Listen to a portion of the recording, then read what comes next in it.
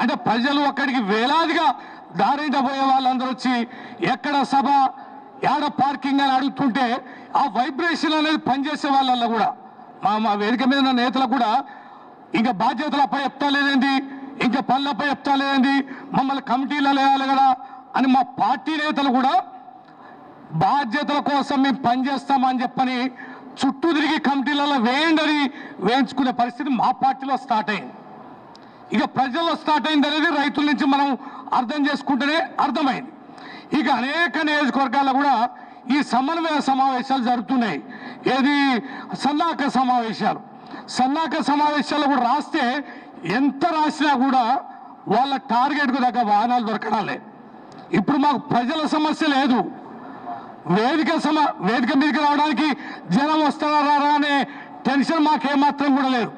కానీ వస్తామన్న వాళ్ళకి వాహనాలు ఎట్లా 150, 200, 300 కిలోమీటర్ల నుంచి అటు ఖమ్మం అటుకోసం నుంచి, ఆదిలాబాద్ అటుకోసం నుంచి, నిజామాబాద్ ఇటుకోసం నుంచి, మహబూబ్నగర్ అటుకోసం నుంచి వీళ్ళందరూ వేలాదిగా తరలి వస్తామంటున్నారు.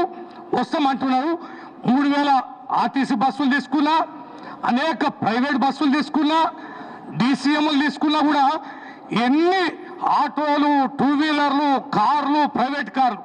ఈడ మాకు కొత్త సమస్య వచ్చింది. ఏ సమస్య అంటే వాహనాల లెక్క చూస్తే 40-50 వేలకు పోతున్నాయి. ఈ 40-50 వాహనాలు ఈ 3 నేషనల్ హైవేల ద్వారా సభాస్థలికి చేరుకోవాలి.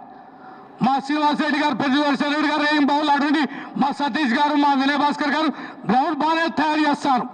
కానీ ఈ వేలాది వాహనాలు సభాస్థలికి ఎట్లా చేరుకోవాలనేది ఒక పెద్ద టాస్క్ అయింది.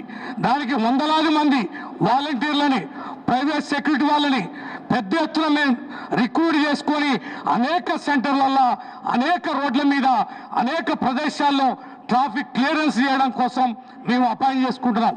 ఇంకా ఎండ తీవ్రాన్ని తట్టుకోవడానికి మంచినీళ్ళు, మజ్జిగ ప్యాకెట్లే కాదు, ఈ ట్రాఫిక్ అనేది జామ్ కాకుండా ఉండడం అనేది మేజర్ సమస్య మా ముందున్నది. దాన్ని అధిగమించడానికి మేము ప్రయత్నం చేస్తున్నాం. అందుకనే మీడియా ద్వారా అనేక మార్లు మేము ఒక్కటే విజ్ఞప్తి చేస్తాం. ఏంటంటే వేళ పొద్దుగాల వెళ్ళండి, దయచేసి సమావేశం 4 గంటలకు 5 గంటలకని కాదు, మీరు 11 గంటలకి 12 గంటలకి త్వరగా భోజనాలు చేసి మీకు అందుబాటులో ఉన్న వాహనం తీసుకొని వేగంగా సభాస్థలికి చేరుకోవాలి.